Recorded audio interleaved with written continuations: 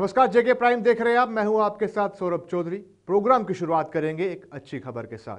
देश के अन्य राज्यों की तरह केंद्र शासित प्रदेश जम्मू कश्मीर में भी कोरोना वैक्सीन की पहली खेप पहुंच चुकी है। जहां एक और कोरोना वैक्सीन की पहली खेप आज डायरेक्टर हेल्थ सर्विसेज के सेंटर से 11,500 वैक्सीन डोज डिस्ट्रिक्ट स्टोर में पहुंची। वहीं वैक्सीन की शुरुआत पहले चरण में जीएमसी और ब्लॉक बिश्नाह में की जाएगी। उसके बाद अन्य अस्पतालों में भी कोरोना वैक्सीन को पहुंचाने का सिलसिला शुरू होगा।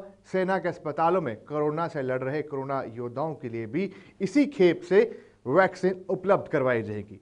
वहीं जिला कठुआ में भी वैक्सीन की 2,540 वैक्सीन डोज की खेप पहुंच गई है। पिछले करीब 10 महीनों से कोरोना वायरस की जंग लड़ रहे कोरोना फ्रंट लाइन के कोरोना वॉरियर्स अब कोरोना वैक्सीन के आने से भय मुक्त हो जाएंगे। जम्मू के जेएमसी अस्पताल में काम करने वाले इन कोरोना योद्धाओं के मुताबिक वह पहले भी कोरोना महामारी से लड़ रहे थे, लेकिन उस समय उनके भीतर कहीं ना कहीं कोरोना वायरस को लेकर भय बना रहता था। लेकिन अब कोरोना वैक्सीन के आने के बाद वह भय भी खत्म हो जाएगा, जिसके चलते अब वह भय मुक्त हो गए, यानी कि बिना डर से मरीजों की सेवा कर सकेंगे। उन्होंने वैक्सीन के लिए देश के वैज्ञानिकों और साथ ही साथ प्रधानमंत्री का भी आभार जताया।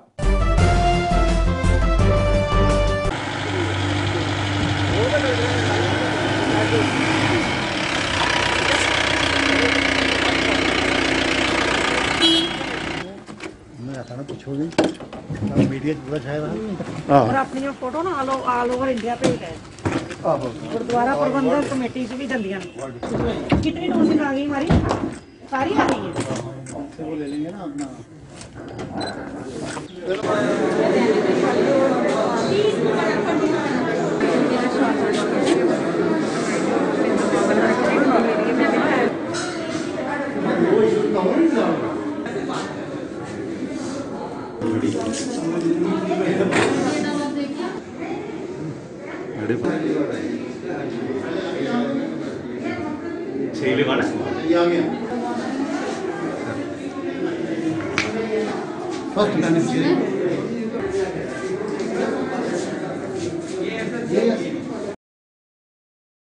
कल ये वैक्सीन जो है दिल्ली से आ गई हमारे प्रोविंशियल स्टोर में और आज ये जो वैक्सीन है हमारे डिस्ट्रिक्ट स्टोर में आ गई है। और जैसे आप देख रहे थे कि पूरी कोल्ड चेन में आई हुई है, वैक्सीन वैन में आई हुई है और उसके अंदर जो थे हमारे कोल्ड बॉक्सेस थे उसमें ये वैक्सीन आई हुई है, क्योंकि ये वैक्सीन का टेम्परेचर जो है 2 to 8 डिग्री मेंटेन करना होता है। तो वहाँ से लेके यहाँ हमारे डिस्ट्रिक्ट वैक्सीन स्टोर है, वहाँ पे जो हमारे ILRs हैं उसमें ये हमने लगा दी है वैक्सीन। तो वी हैव रिसीव्ड 11,500 डोजेज आज में मिली हैं और आगे भी फेज्ड मैनर में ये हमें और भी आती रहेगी। हमें इंस्ट्रक्शंस ऊपर से दी गई हैं। 2 साइट्स में ये लॉन्च होगी। ये जीएमसी और ब्लॉक बिश्नाह में लॉन्च होने जा रही है। तो जैसे कि बताया आपको डॉक्टर JP सिंह CMO जो हैं जम्मू, उन्होंने आपको बताया कि 11,500 डोजेज हमें मिली हैं। ये इनमें हमने कुछ डोजेज जो हैं वो आर्मी पर्सनल जो हैं उनके हेल्थ केयर वर्कर्स हैं उनको देनी है। बाकी की हमें मिलेंगी।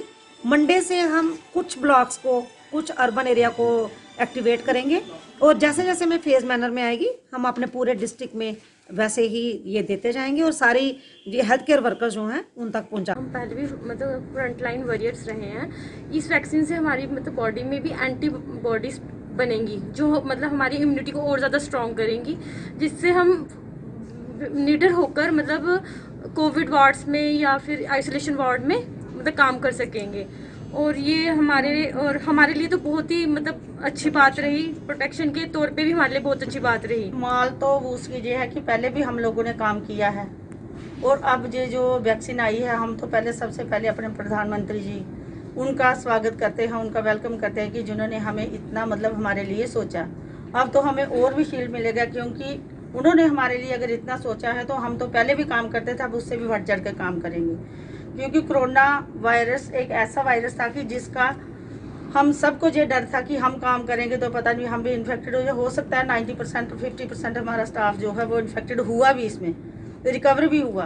पर अब ये है कि अगर वैक्सीन ये लग गई तो इस वैक्सीन से हमें बहुत सारा फ़ायदा मिलेगा, क्योंकि उससे ये होगा कि कम से कम हमारे अंदर जो एंटीबायोटिक है उससे और एंटीबायोटिक हमारी बढ़ेगी, जिससे हमें इस वायरस के जो चांस है वो होने के कम हो जाएंगे। जैसे कि पहले बड़ा खौफ था, जब आपको पता ही है जब कोरोना टाइम था तो लोगों में काफ़ी खौफ था कोरोना है, क्योंकि इसकी वैक्सीनेशन भी बनी नहीं थी। तो जैसे कि अब गवर्नमेंट ने बोल दिया, इतना साइंटिस्ट इतने मेहनत करने के बाद उन्होंने जो अपनी वैक्सीनेशन लाई है, तो इससे लोगों में काफ़ी रिलीफ है। मैंने भी जैसे आइसोलेशन में ड्यूटी की थी तो उस टाइम मुझे भी थोड़ा सा था कि वैक्सीनेशन नहीं है, अगर इन केस हो गया तो मे बी क्या होगा क्या नहीं, बट अभी एक तरीके से सिक्योरिटी है, एक तरीके से हमारे मन में इतना वो नहीं है कि अब कोई इशू नहीं है। अगर हो भी गया इन केस, लोगों की सेवा करते करते हैं, आइसोलेशन में ड्यूटी करते हैं, हमारी ड्यूटीज़ करते हैं, हमको अगर पॉजिटिव हो भी गई तो ऐसा कोई इशू नहीं है। वैक्सीनेशन आ गया तो हम अपने आप को भी सेफ समझ रहे हैं। चलिए बढ़ते आगे, बात करते हैं रियासी के छात्रों की। जम्मू संभाग के हर क्षेत्र से छात्रों द्वारा मास प्रमोशन को लेकर जम्मू यूनिवर्सिटी के खिलाफ रोष दिन प्रतिदिन बढ़ता ही जा रहा है। दूसरे जिलों की तरह ही आज general Zorawar Singh degree college Reasi के छात्रों ने मास प्रमोशन को लेकर जम्मू यूनिवर्सिटी के खिलाफ जोरदार विरोध प्रदर्शन किया। प्रदर्शन कर रहे छात्रों का आरोप था कि कोरोना महामारी के कारण यूनिवर्सिटी द्वारा ऑनलाइन कक्षाओं की व्यवस्था की गई थी, लेकिन 2G नेटवर्क होने के कारण दूर दराज यानी कि रियासी जिला के छात्र ऑनलाइन कक्षाओं में भी नहीं हिस्सा ले सके थे। वहां पर नेटवर्क की प्रॉब्लम थी, जिसके कारण उनकी पढ़ाई पूरी तरीके से प्रभावित हुई थी। लिहाजा जम्मू यूनिवर्सिटी उनके ऑनलाइन परीक्षा ले या फिर उनको मास प्रमोशन दे ताकि उनका साल खराब ना हो सके। क्या कुछ कहना था इन छात्रों का जिन्होंने प्रदर्शन किया, वो अब सुनिए।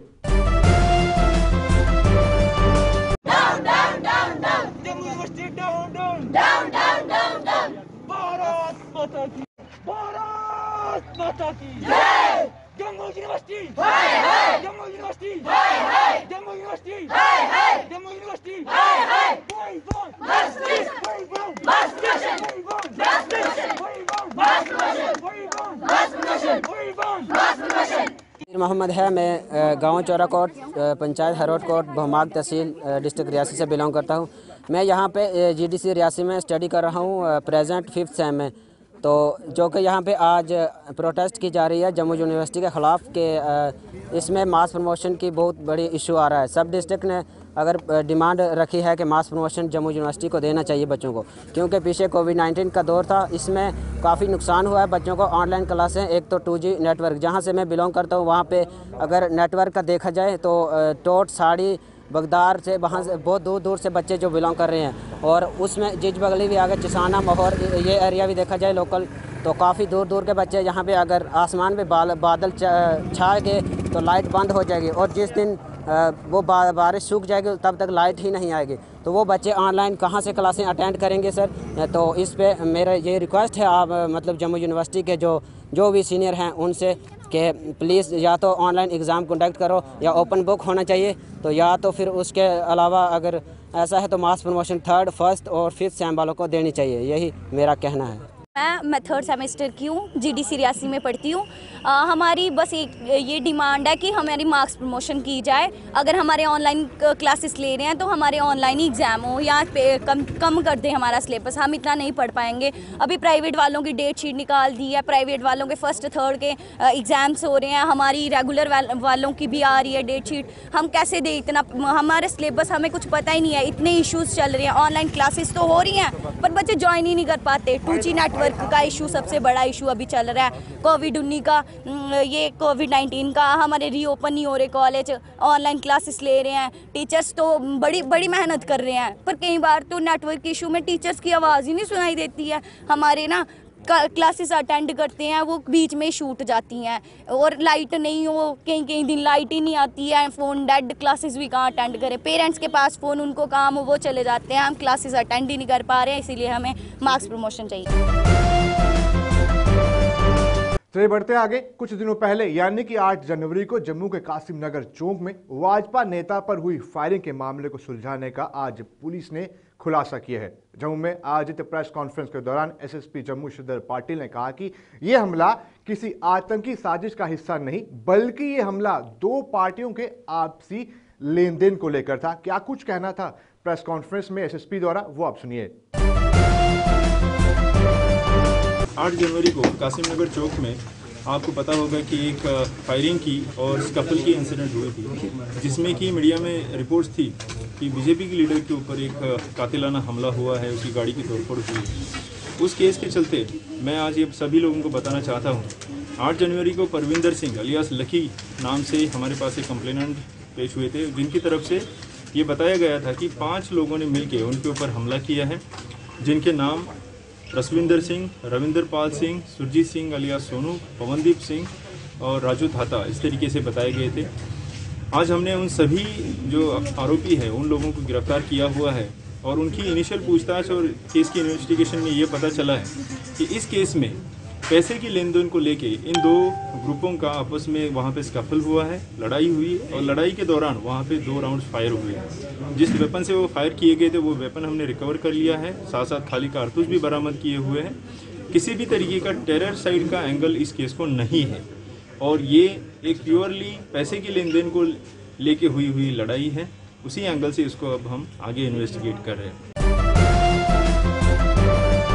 चलिए बढ़ते हैं आगे। आज जिस तरीके से मकर संक्रांति है, मकर संक्रांति का पर्व पूरे देश के साथ साथ केंद्र शासित प्रदेश जम्मू कश्मीर में भी धार्मिक आस्था के साथ मनाया गया।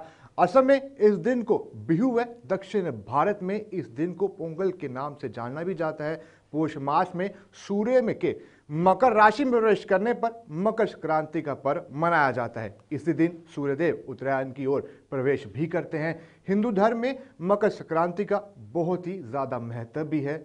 आज के दिन जब तप स्नान व दान करने से विशेष लाभ भी प्राप्त होते हैं। आज ही के दिन के बाद मौसम में तब्दीली भी होने लगती है। ठंड का प्रकोप घटने के साथ साथ वसंत ऋतु की शुरुआत भी होती है। इस दिन खिचड़ी का विशेष महत्व भी बताया गया है। आज सुबह ही जम्मू व इसके आसपास के क्षेत्रों में मंदिरों में श्रद्धालुओं का तांता लगा रहा। लोग सुबह से ही मंदिरों में विशेष पूजा अर्चना करके अपने परिवार के साथ साथ देश की खुशहाली की कामना भी करते दिखे। क्या कुछ कहना था लोगों का और कितने हर्षोल्लास के साथ ये त्योहार मनाया गया, वो आप देखिए।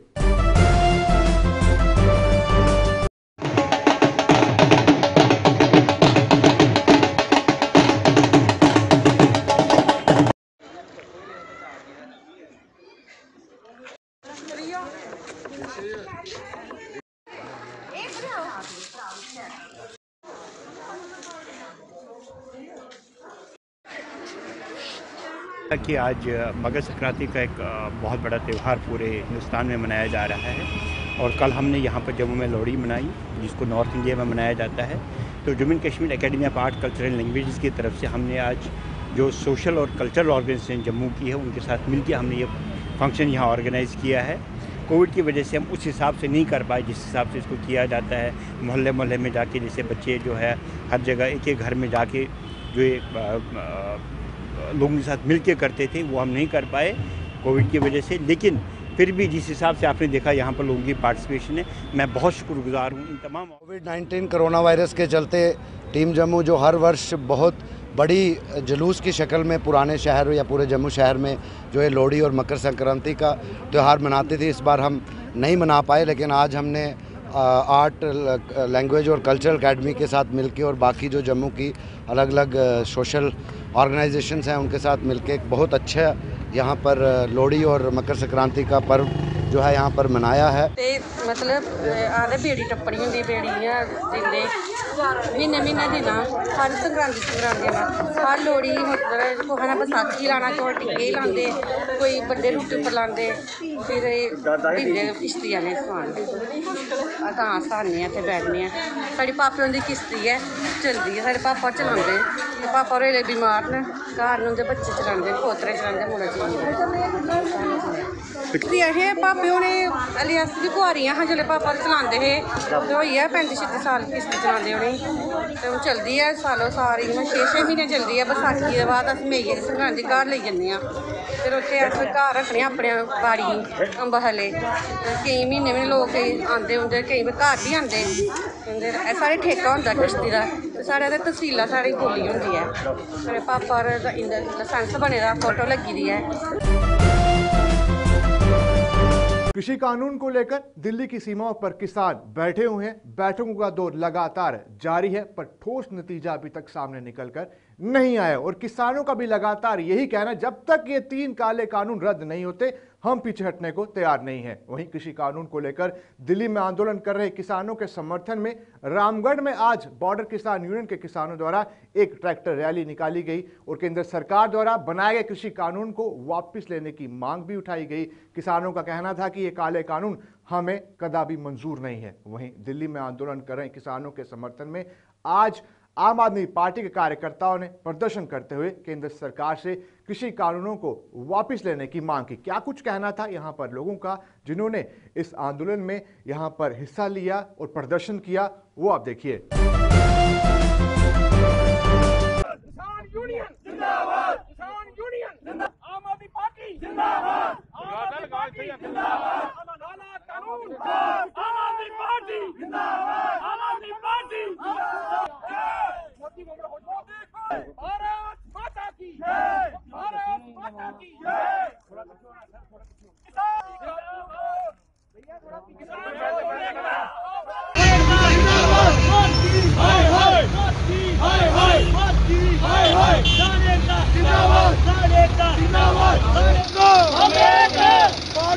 किसान यूनियन जिंदाबाद, किसान यूनियन ठुठरा रहे हैं और वो अपने हक की लड़ाई के लिए, जैसे वो अपने हक की लड़ाई के लिए वो ठंड में वो लड़ाई कर रहे हैं, हमारे लिए आम इंसान की लड़ाई कर रहे हैं। हमारे और आपके लिए, आम इंसान के लिए बड़े दुख की बात है कि किसान अपने हक के लिए लड़ाई कर रहे हैं, जो पूरे देश को खाना खिलाता है और पूरे देश को जो पाल रहा है, वो आज वहाँ लड़ाई कर रहे हैं। आज उसी के हम फेवर में आज आम आदमी पार्टी प्रोटेस्ट कर रही है और हम मोदी जी को ये कहना चाहते हैं कि आप सुधर जाओ और देश के फेवर में फैसले लो और किसानों के फेवर में फैसले लो। बस मैं यही कहना चाहता हूँ मोदी जी, ये किसानों का जो मसला है जल्दी से जल्दी हल करे।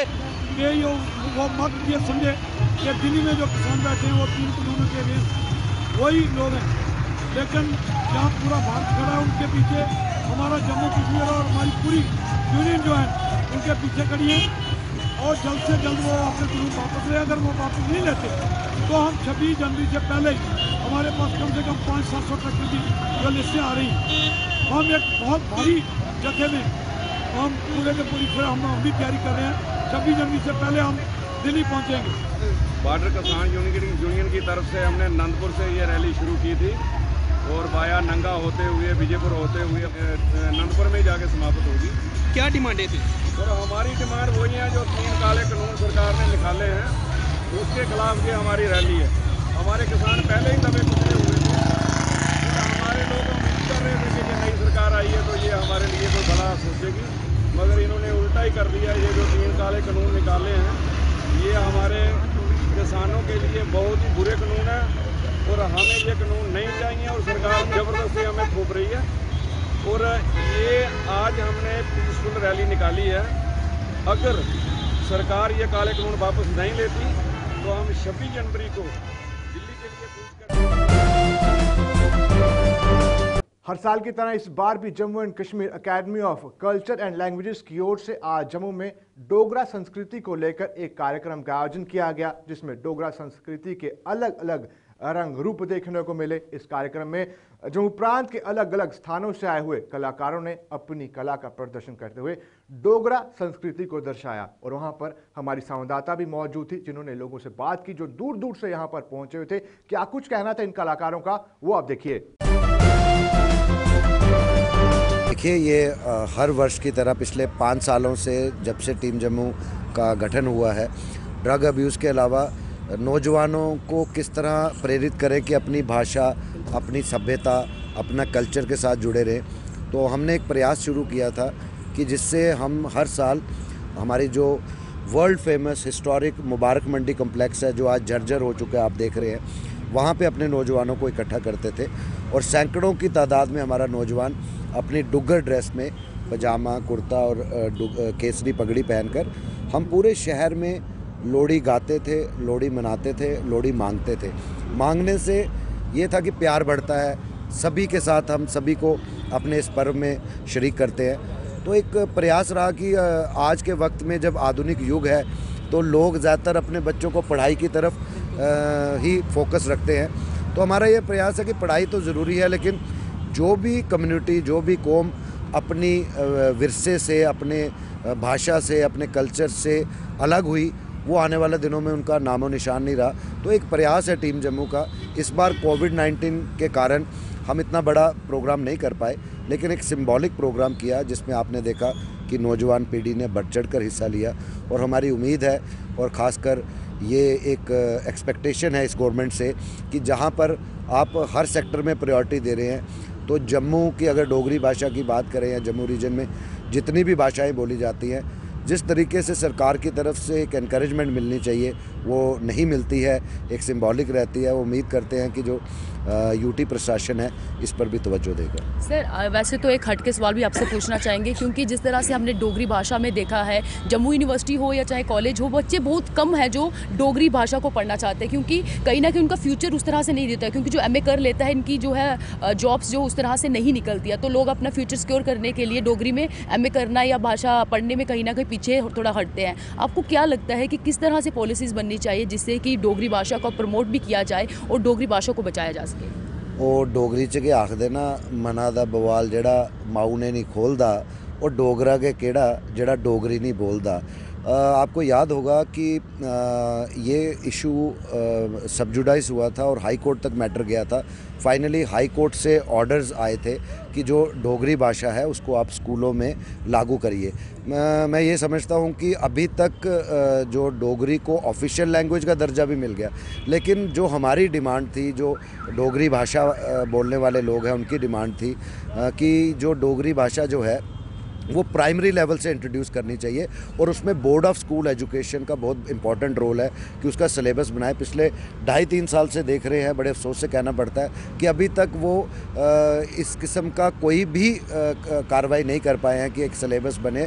और मैं इसलिए ये बात को मानता हूँ कि प्राइमरी लेवल से जब हमारा बच्चा एक चाहे डोगरी को, उर्दू को ऑफिशियल तौर पे एक ऑप्शनल सब्जेक्ट भी लेगा, लेकिन उसको मालूम है कि जब वो बेसिक उसके बचपन से ही जब उसकी डोगरी भाषा में रहेंगे तो उसकी कमांड बहुत स्ट्रांग होगी। चलिए बात करते हैं सियासत के हवाले से। नेशनल कॉन्फ्रेंस ने जम्मू कश्मीर व लद्दाख की एकमात्र पार्टी होने का दावा करते हुए कहा कि डीडीसी चुनावों के नतीजों ने उन लोगों को शीशे दिखाया है जो नेशनल कॉन्फ्रेंस को कश्मीर की पार्टी ही कहते थे। आज राजौरी में पार्टी द्वारा आयोजित एक कार्यक्रम के दौरान पत्रकारों को संबोधित करते हुए पार्टी के प्रांतीय अध्यक्ष देवेंद्र सिंह राणा ने कहा कि डीडीसी चुनावों ने ये बता दिया है, ये साफ कर दिया कि हम जम्मू कश्मीर व लद्दाख है, ना कि हम एक ही प्रांत के यानी कि कश्मीर के हैं, जो अमूमन लोगों द्वारा कहा जाता था, बाकी सियासी जो तंजीमें थी उनके द्वारा कहा जाता था। उस पर देवेंद्र राणा ने क्या कुछ कहा वो आप देखिए। ऐसी जमात है जो पूरे जम्मू कश्मीर में है, जिसका वजूद जो है लखनपुर से शुरू होता है और गुरेज, डावर, तुर्तुक, लद्दाख तक जाता है। और इस डीडीसी इलेक्शन में ये बिल्कुल वाज़े हो गया कि जम्मू कश्मीर नेशनल कॉन्फ्रेंस ही एक ऐसी जमात है जिसका नकूश जो हैं पूरे जम्मू कश्मीर के जगराफिया इलाके में हैं, और यही एक वाहिद पार्टी है जो हर इलाका में है। लोग ये कहते थे कि जम्मू में नेशनल कॉन्फ्रेंस नहीं है और ये कश्मीर की ही पार्टी है, लेकिन जो रिज़ल्ट्स आए उनसे वाज़े हो गया कि हम जम्मू के भी हैं, हम कश्मीर के भी हैं, हम लद्दाख के भी हैं। और जो रिज़ल्ट्स आए उनमें 41% स्ट्राइक रेट नेशनल कॉन्फ्रेंस का था, 33% स्ट्राइक रेट बीजेपी का था, और केवल 14% जो स्ट्राइक रेट था कांग्रेस का था। तो ये खुद दर्शाता है कि नेशनल कॉन्फ्रेंस जो है वो एक सबसे मजबूत पार्टी है। भारत पाक सीमा पर स्थित घराना वेटलैंड इन दिनों प्रवासी मेहमानों से भरा हुआ है। विदेशी मेहमानों की आमद के साथ ही घराना वेटलैंड इन खास मेहमानों के चहकने से सुरमई हो गया है। यही नहीं, अपने इन विदेशी मेहमानों को देखने के लिए पर्यटक भी घराना का रुख कर रहे हैं, लेकिन स्थानीय लोग इन मेहमानों की आमद से खुश नहीं है। क्यों ये लोग परेशान हैं, क्या इन लोगों का कहना है, इस पर एक रिपोर्ट है, वो आप देखिए।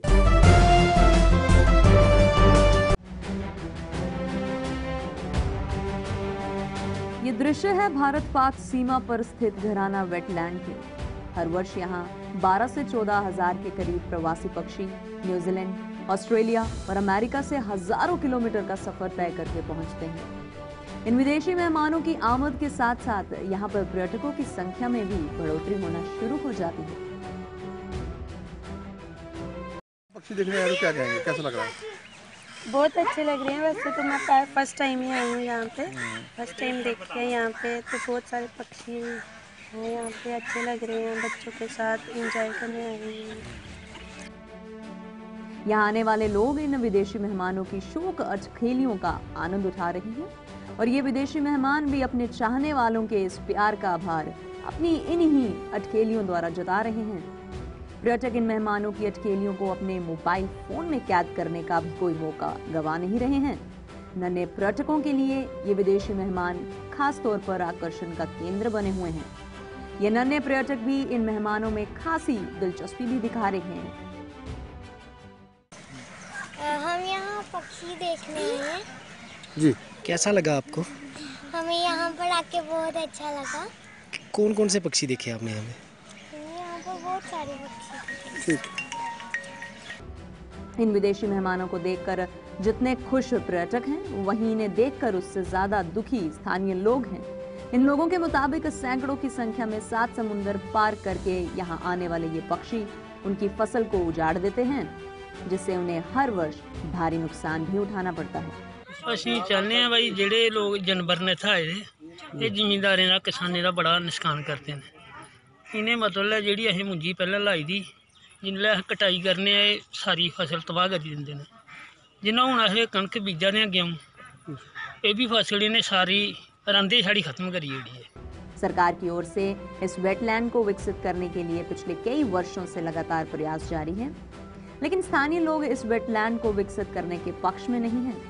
इन लोगों का आरोप है कि हर वर्ष 4800 कनाल जमीन में लगी इन विदेशी मेहमानों की भेंट चढ़ जाती है यहाँ की फसलें, लेकिन सरकार इस ओर कोई भी ध्यान नहीं देती है। इसके बारे में कुछ नहीं सोचा जिमीदारें में, कम से कम एक घराने का 600 कमा एरिया जिहड़ा इन्हें खाइए बिल्कुल कनका का तबाह करी दिया ते सारे मतलब ये इन्नी फसल की तबाही करते हैं। अजकल तुझे पता लोग कितना पिछले साल भी साड़ी फसल इन्हें तबाह करी ओड़ी, इस साल भी इन्हें तबाह करी ओड़ी है, लेकिन ये बारे से सरकार ने कोई भी तवन्निया नहीं दी। मतलब जानवरों की कोड़ा किसाने जेडे भी सब बेचारे जिमींदार लोग रहते हैं, इन्हें इनका जीना बड़ा आराम। कई वर्षों से घराना विदेशी मेहमानों का सर्दियों का आशियाना रहा है, लेकिन ये भी सच है कि 4800 कनाल जमीन पर फसल उगा करके परिवार अपने परिवार का पेट भी पालते हैं। सरकार को इस वेटलैंड को विकसित करने के साथ साथ घराना में खेती करने वाले किसानों के बारे में भी सोचना चाहिए, ताकि वो भी अपनी जमीनी गाड़ी का हाँक सके। आरएसपुरा से नरेश के साथ अश्विनी चंदेल की रिपोर्ट।